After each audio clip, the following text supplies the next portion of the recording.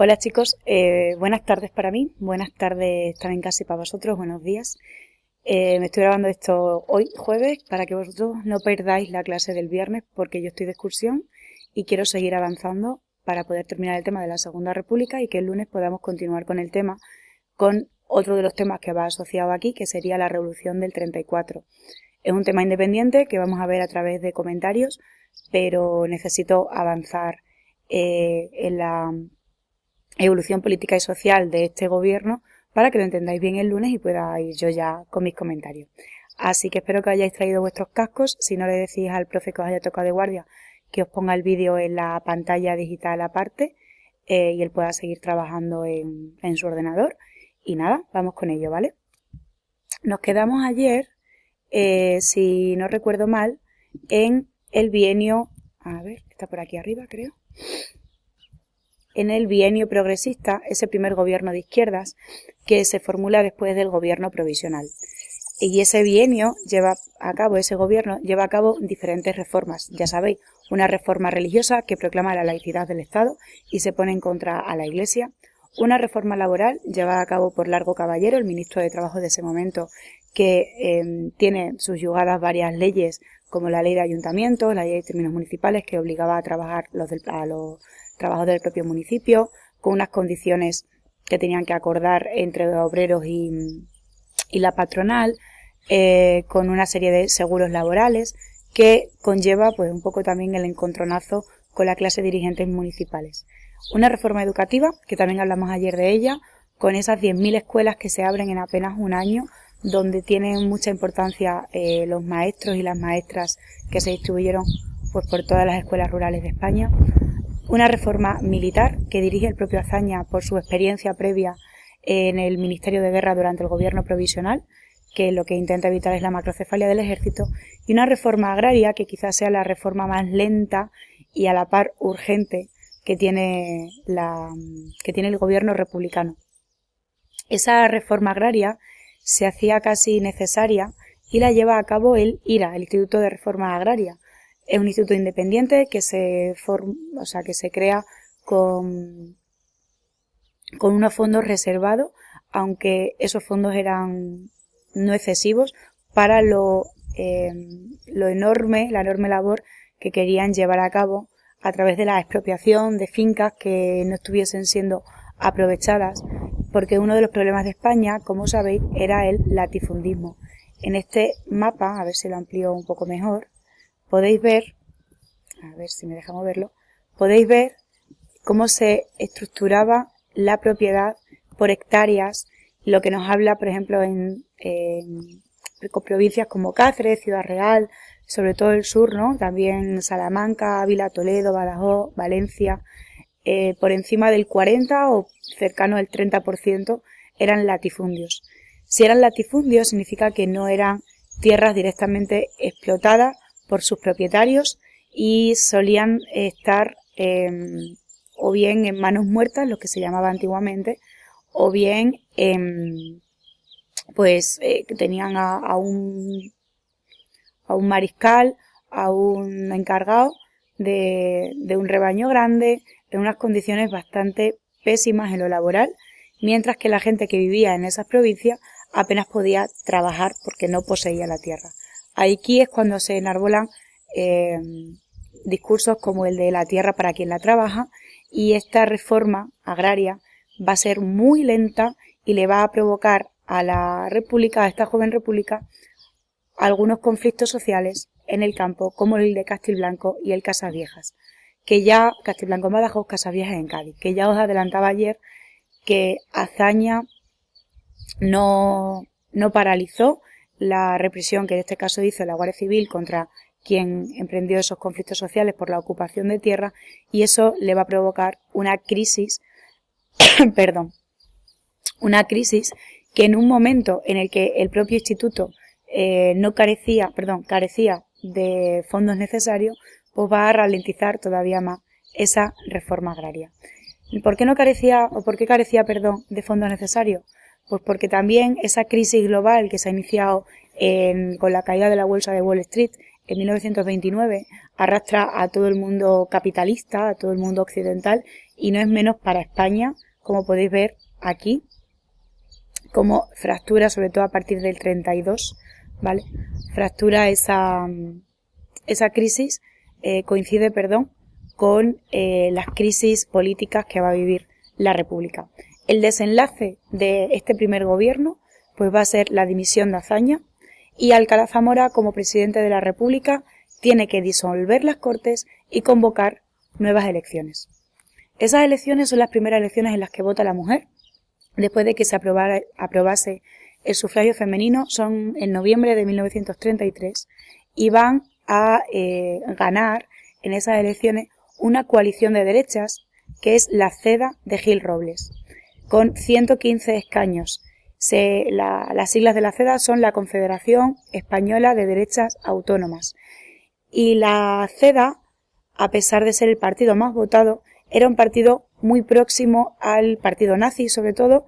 Tenía contactos, entonces el partido nazi no estaba de acuerdo con la democracia, como tampoco lo estaba el propio Gil Robles. Tiene discursos, que si estuviese en clase pues lo pondría, pero ahora no puedo, en los que dice que la democracia no es un fin, que no es un partido demócrata, sino que es el medio para conseguir lo que ellos perseguían, que era un Estado autoritario que a su entender funcionaba mucho mejor como funcionaba la Alemania nazi o la Italia de Mussolini en los años 30. Estaba más entroncada pues con las dictaduras fascistas que había en esos años. Había otro partido también de derechas, que en este caso era el Partido Radical Republicano de Alejandro Lerroux, que fue el segundo en escaños, con 102 escaños. Entonces, Alcalá Zamora, al ser el presidente de la República, es quien decide a quién propone como presidente del gobierno, y se decide proponer como presidente de gobierno a Alejandro Lerroux. Y la CEDA de Gil Robles queda con importancia como socio de gobierno, pero no con ministerios importantes. La izquierda casi que iguala en votos a la derecha, pero se presenta muy fragmentada. Por una parte están los socialistas más desencantados con medias tintas como las que proponía Indalecio Prieto o Julián Besteiro. También otra parte de la izquierda desencantada con las medidas radicales de Largo Caballero a través del Ministerio de Trabajo. Tenemos por otra parte a los republicanos de Manuel Azaña, a anarquistas, a comunistas, que sobre todo los anarquistas piden la abstención al voto, porque no creen en el Estado, entonces no pueden creer en ninguna forma de gobierno y tampoco en la democracia. Y en este contexto, pues gana la derecha. Gana la derecha. A ver, nos vamos por aquí. Gana la derecha y, como decía, Alcalá Zamora. A ver, por aquí lo pone, ¿vale? Alcalá Zamora propone como presidente del gobierno a Alejandro Lerroux. A pesar de que la CEDA fue la fuerza más votada, Niceto Alcalá Zamora encarga a Alejandro Lerroux, del Partido Radical Republicano de derecha, formar gobierno. Ese gobierno cuenta con el apoyo parlamentario de la CEDA, sobre todo porque este gobierno lo primero que hace o lo primero que promete cuando llega es paralizar todas las reformas que se han emprendido durante el bienio progresista, de calado claramente izquierdista, con la que no está de acuerdo la derecha española. Entonces, por ejemplo, lo que hablaba antes de la reforma agraria, se devuelven las tierras a la nobleza, se deroga la ley de términos municipales, que es la que obligaba en la reforma laboral a contratar a trabajadores de la zona al precio que acordasen. Se favorece a la Iglesia, otorgándole otra vez parte de la educación. Se amnistía a los detenidos con el golpe de Estado de Sanjurjo del 32, y esa orientación más conservadora hace que la izquierda, lejos de unirse o lejos de esperar que de nuevo hubiese elecciones, se radicalice y poderse presentar, se radicalice todavía más. No tanto el Partido Republicano de Azaña o los socialistas de Besteiro y Prieto, pero sí los socialistas de Largo Caballero, sí el PC, en este caso que dirigía Dolores Ibárruri, conocida como la Pasionaria, o si pues los anarquistas de la CNT o sindicatos de la UGT. La CEDA, ante esa crecida de la radicalización izquierdista, pide obtener ministerios y en el 34, un año después, logra ministerio en ese gobierno radical cedista que se llama este segundo bienio de la República, que va del 33 al 36. Son 3 años, pero en verdad ganan en noviembre y las siguientes elecciones van a ser en febrero, entonces vienen a ser también 2 años. Vale. La línea de fractura, con lo anterior, pues es lo que os decía, se paralizan todas las reformas, se deroga la ley, se restaura el favorecimiento institucional a la Iglesia, España vuelve a ser de facto un país católico y la amnistía concedida a los sublevados del 32 se hace un hecho. En el campo, lo que se había construido, tenéis en este doble gráfico o doble tabla, lo que se había construido es todo paralizado. Devolución de tierra a la nobleza, las protecciones laborales, se favorece y se recupera lo que ya había perdido la Iglesia, la amnistía a los golpistas y ofrece esto un efecto secundario que es la radicalización, como os decía, de la izquierda, sobre todo el PSOE de Largo Caballero y los sindicatos socialistas del UGT y anarquistas de la CNT. Lo que hace que la CEDA pueda presionar y entrar al gobierno con 5 ministerios. El detonante de que logre esos ministerios, aquí pone 3, pero bueno, son 5. La izquierda lo interpreta como un avance hacia el fascismo por los contactos y el discurso que tenía Gil Robles. Y hace que los focos donde los sindicatos, sobre todo la UGT y la CNT, tenían más fuerza, que eran los focos industriales del norte, en este caso de Asturias, y también de Cataluña, pues proclamen la revolución sin atender a los términos demócratas, porque gran parte de ellos tampoco eran demócratas. Tenemos que tener en cuenta que en este momento Europa y el mundo están jugando a 3 líneas, ¿no? Tenemos la línea de la democracia burguesa, como es Estados Unidos, sí, o Reino Unido o Francia, en la que estarían todos los partidos de izquierda, como el partido de Azaña o el PSOE más moderado, también partidos de derecha, que eran republicanos, como el de Alejandro Lerroux, pero tenemos también la vía soviética, que está ganando bastante importancia por toda Europa después del éxito que están teniendo los planes de estabilización de Stalin. Y aquí tenemos a la ola más radical del PSOE de Largo Caballero, a los anarquistas que no son comunistas, pero sí que creen en la revolución, y a los comunistas que obedecen al PQS, al Partido Comunista de la Unión Soviética. Y por otro lado tenemos una tercera vía, que sería los partidos autoritarios y totalitarios de Portugal, con el Partido Novo de Oliveira Salazar, el Partido Fascista de la Nacional Fascista de Mussolini y el Partido Nacional Socialista de Hitler. Estos partidos utilizan terminología propia del marxismo, como el llamamiento a las masas, al obrerismo, pero favoreciendo a la élite empresaria y a la élite terrateniente. Digamos que en términos ideológicos intenta aglutinar a unos y a otros con un discurso muy duro, un discurso militarista, un discurso de otredad y que empieza a tener bastante éxito. Así que ante esto, en el ala más izquierdista, pues este es el panorama que tenemos, ¿no? Al entrar la CEDA, que es un poco entronca con esta tercera vía totalitaria.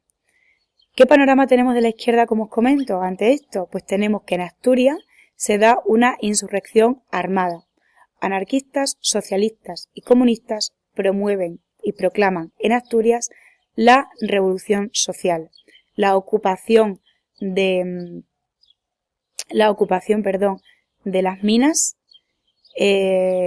directamente gestionadas por ellos, y en el caso de Cataluña, como se paralizan también los estatutos vasco y catalán, el vasco no se llega a paralizar porque todavía no se había llegado a proclamar, pero el catalán sí se paraliza, pues el Companys proclama la República Catalana independiente dentro del Estado español. Esto es derrotado rápidamente por el ejército, y en el caso de la Revolución de Asturias, el gobierno radical cedista llama a su mejor general o el que más éxitos ha tenido. Vale, perdón, que ha habido un problema y he tenido que volver a empezar a grabar esta parte. Si no me equivoco, iba por la Revolución de Asturias, cuando Franco entra en Asturias porque mandan a su mejor general. Franco tenía una muy buena fama después de los éxitos que había tenido en la guerra de Marruecos. Tenía a la mejor parte del ejército, la más preparada, porque siempre la mejor parte, o la facción del ejército más preparada es la que está en guerra y la que acababa de terminar la guerra en Marruecos, pues era la facción de la Legión Africanista, y también tenía a la Guardia Mora. Entonces la élite del ejército español en ese momento estaba al mando de Franco. Manda a Franco allí y en Asturias, a ver que busquemos alguna fotito, aunque como os digo, es un tema que veremos con más detenimiento el lunes porque nos entra a partir de comentarios, ¿vale? Bueno, ahí tenemos las tropas de Franco, en este caso las guardias civiles, deteniendo a los insurrectos de Asturias. Ahí tenemos una colectivización de una de esas empresas mineras, a la Guardia Mora entrando en Oviedo, a esos mineros que fueron, bueno, al final represaliados y que en su día tomaron el poder y colectivizaron en la cuenca minera de Asturias entera. Esa cuenca minera y esa represión fue brutal. Supuso más de 1.000 muertos, 2.000 heridos y 5.000 detenidos. Del mismo modo, a Luis Companys lo metieron pues a la cárcel, aunque la represión de Companys fue menos dura y fue en apenas 10 horas. Simplemente disolvieron ese estado autónomo que había proclamado Companys dentro del Estado español. Sin embargo, esta mala fama que se gana de forma internacional el gobierno de la CEDA no acaba con la CEDA ni con el bienio radical cedista, el partido radical de Lerroux, que eran quienes gobernaban. Lo que va a acabar con ello son los escándalos de corrupción que tienen. Sobre todo el caso de Extraperlo, varios de los ministros del gobierno en ese momento están implicados en un caso de falseamiento de ruletas en casino para hacerse con dinero de forma ilegal, y varios de los ministros del Partido Radical están implicados en un asunto de malversación de fondos, donde desviaron fondos públicos a sus cuentas privadas, que es conocido como el asunto Nombela. Entonces es la corrupción la que hace caer este gobierno, y el presidente de la República, Aniceto Alcalá Zamora, se ve obligado a declarar elecciones. Podía haberle dado el poder a la CEDA de Gil Roble, que estaba menos implicada en esos asuntos de corrupción, pero por el viraje autoritario y totalitario que tenía la CEDA, como os he contado, muy cercana a partidos autoritarios de Europa, al Partido Nacional Socialista en Alemania, al Partido Nacional Fascista de Italia y al Partido de Oliveira Salazar en Portugal, pues decide no hacerlo y convocar elecciones. En esas elecciones de febrero del 36 son las segundas en las que votan las mujeres, y podían haber sido también pues que hubiesen votado a la derecha, como el miedo que se le tenía en el 31 al sufragio femenino. Sin embargo, en las elecciones de febrero del 36 gana de forma muy mayoritaria la izquierda. Gana la izquierda porque se presenta unida en un partido que se llama el Frente Popular. El líder de ese partido vuelve a ser Manuel Azaña, pero no solamente lleva consigo a republicanos, sino también lleva consigo a socialistas, a comunistas y a nacionalistas catalanes y vascos. Aglomeran todo el voto y consiguen 278 escaños frente a una derecha que ahora sí se presenta dividida con 146 escaños. El Frente Popular lo que hace es retomar las reformas que había empezado el gobierno de Azaña del bienio reformista al principio.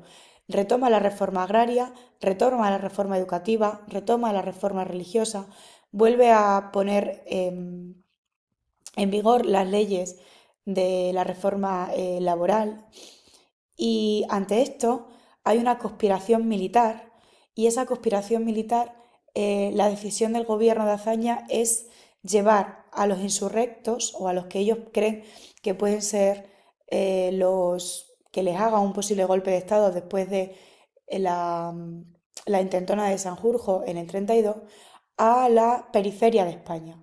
Una decisión bastante desacertada pensando que los alejaban del peligro que estaría en la capital, Madrid, lo que hicieron fue servírselo en bandeja, porque a Mola lo destinaron al norte, a Navarra, a Queipo de Llano lo destinaron a África, a Franco lo destinaron a Canarias, y esto les sirvió a todos estos generales golpistas en un futuro, en apenas unos meses, para hacer una pinza, por así decirlo, al gobierno de Madrid una vez que fracasó el golpe de Estado que dieron ya en julio. Aún así, las reformas que os decía, cuando se llevaron a cabo, supuso también una polarización tanto de la izquierda como de la derecha más reaccionaria. De la izquierda en el sentido a que no esperan a que esas reformas lleguen de arriba, sino que se toman la ley por su mano y empiezan, por ejemplo, la ocupación de fincas. Uno de los ejemplos más conocidos es los yunteros de Extremadura, una rebelión campesina que hubo el 25 de marzo, que muchos reclaman como el Día de Extremadura, o el que debiera ser el Día de Extremadura, en la que 25.000 campesinos yunteros que no eran propietarios de la tierra, que tan solo tenían la fuerza de una yunta, que es lo que se le pone a una bestia, a un burro, a un mulo, ocuparon de forma pacífica más de 40.000 hectáreas. Sobre todo se dieron las ocupaciones en la provincia de Badajoz, pero también los hubo en la provincia de Cáceres, en la zona de los Llanos de Cáceres, Miajadas y por ahí, y también en la zona de Navalmoral. La rebelión, la verdad es que fue un éxito. Por ejemplo, aquí tenéis una portada de una revista francesa donde se recogió el éxito de esa rebelión, porque se ocupó sin derramar ni una gota de sangre. El gobierno de Azaña, frente a esta ocupación y respecto a lo que había hecho anteriormente, ¿no? En su anterior gobierno, no mandó una represión, y eso hizo que los grupos oligarcas, los latifundistas, empezaran a ser más afines a posiciones más extremas de derecha, como por ejemplo lo que defendía Falange Española, lo que defendía la Junta de Ofensiva Nacional Sindicalista, lo que defendía los tradicionalistas, en el caso del País Vasco, los carlistas, y se fueron polarizando. Entonces tenemos como una escalada de violencia, una escalada de polarización que en este gráfico nos organiza en varios niveles, ¿no? Por un lado, el deterioro general, cómo se empeora esa convicción social de que la República va a solucionar problemas y la gente empieza a movilizarse, cómo esta movilización, que es lo que os contaba de los yunteros, lleva a una hostilidad falangista. Se promovió por parte sobre todo de Falange Española un clima de violencia que fue respondida con más violencia por parte sobre todo de ataques izquierdistas como los anarquistas. Se dio una conflictividad social, sobre todo en las calles de Barcelona, en las calles de Madrid, que es la conocida como la Primavera Trágica. Murieron alrededor de unas 2.000 personas previo a la guerra. No es esta situación, mucha gente, un poco ignota en historia, dice como que la guerra era inevitable precisamente por esta situación. Pero esta situación, si hacemos un poco de historia comparada, no es algo propio solo de España. Ocurría así en Alemania, previo al nazismo. Ocurría así en Francia, donde no había un gobierno dictatorial. Ocurría así también en Inglaterra, donde no había ni siquiera una república, había una monarquía y el gobierno era demócrata. La conflictividad social era algo propio de la Europa de entreguerras y era algo propio de las tres variables que se vivían, o tres líneas que se vivían en la Europa de entreguerras, que era la vía demócrata, que no solucionaba los problemas de la gente, que estaba muy afectada por la crisis de los años 30 proclamada por la crash del 29. Los que empezaban a descreer en la democracia, empezaban a creer más bien en posiciones izquierdistas, sobre todo en posiciones soviéticas y comunistas ante el triunfo de la Unión Soviética en Rusia y en las repúblicas soviéticas. Y eso hizo que crecieran los favorables a los partidos comunistas, pero también anarquistas, sindicatos de uno y otro lado, socialistas. Y una tercera vía que también llamaba a la masa, también llamaba a los obreros, utilizaba ese mismo lenguaje, como visteis ayer en el vídeo que os puse de Primo de Rivera, bueno, del teatro, ¿no? Que simulaba el discurso de Primo de Rivera, utilizaba la propaganda, utilizaba el llamamiento, como os digo, a la masa, utilizaba convencer a los obreros, pero con el beneplácito de los empresarios, porque también gustaba a los empresarios. Digamos que utilizaba un lenguaje marxista, pero el objetivo no era el bienestar del obrero, el corporativismo, que ellos dicen, sino el mantenimiento del orden a través de la militarización, a través de la violencia y a través de mantener en las posiciones de poder a los mismos que estaban en las posiciones de poder anteriormente. Entonces estas tres vías, la autoritaria, la demócrata y la soviética, son las que se enfrentan en toda Europa y también ocurre en España. Y lo que os da esas 2000 muertes de las que os hablo. Llega todo esto a un punto de no retorno. El punto de no retorno se da en julio del 36, cuando esa conflictividad social lleva al asesinato de un guardia de asalto, que es algo así como un policía local, militante socialista, el teniente Castillo. Lo matan falangistas el 12 de julio a las 10 de la noche aproximadamente. Unas horas después, ya el 13 de julio, militantes izquierdistas matan a uno de los líderes de la oposición, en este caso el líder de la oposición de derechas, monárquico, que era Calvo Sotelo. Aquí tenéis pues la muerte de Calvo Sotelo, cómo fue encontrado. Y esto es el caldo de cultivo perfecto para que esos generales que habían sido apartados de Madrid, que habían sido llevados a Navarra, a Canarias y a África, den ese golpe de Estado el 17 de julio del 36 y el fallimiento, el que ese golpe de Estado falle, el fallo de ese golpe de Estado, lleva a la proclamación de la guerra. ¿Por qué el fallo de ese golpe de Estado? Porque si el golpe de Estado triunfa en todas las capitalías generales, es decir, cuando estos golpistas dan el golpe y todos los capitanes generales, todo el ejército está favorable al golpe, pues igual que España se acostó monárquica y se levantó republicana, se podía haber acostado republicana y se hubiese levantado autoritaria, totalitaria, que era el tipo de gobierno que ellos defendían. Sin embargo, no todo el ejército fue favorable y la reacción por parte del gobierno es fallida y se proclama en España una división de fuerzas. Una división de fuerza con la división del ejército, pues tenemos a la guerra civil que estalla el 17 y el 18 de julio del 36. Lo que acabo de decir lo tenéis aquí, ¿no? La entrada de la Ceda, la represión de la rebelión de Asturias, la caída del gobierno de la Ceda por escándalos de corrupción, la unión de la izquierda con el Frente Popular, su triunfo con 278 escaños en las elecciones de febrero del 36. Se me olvidaba, Casares Quiroga. En febrero del 36, el presidente del gobierno, después de esas elecciones, es Manuel Azaña. Sin embargo, esas elecciones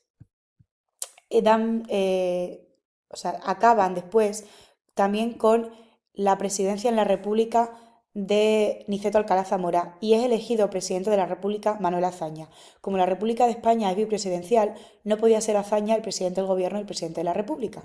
Entonces se decide que el presidente de la República sea Casares Quiroga. Casares Quiroga, que es este señor, era profesor de química, si no me equivoco, en la Universidad de Salamanca, militante socialista, bastante moderado y es el que tiene que luchar la insurrección de la guerra en los primeros meses. Como era muy moderado, no supo hacer frente a ese militarismo y pues la República en esos primeros meses, como veremos en el próximo tema, pierde prácticamente la guerra.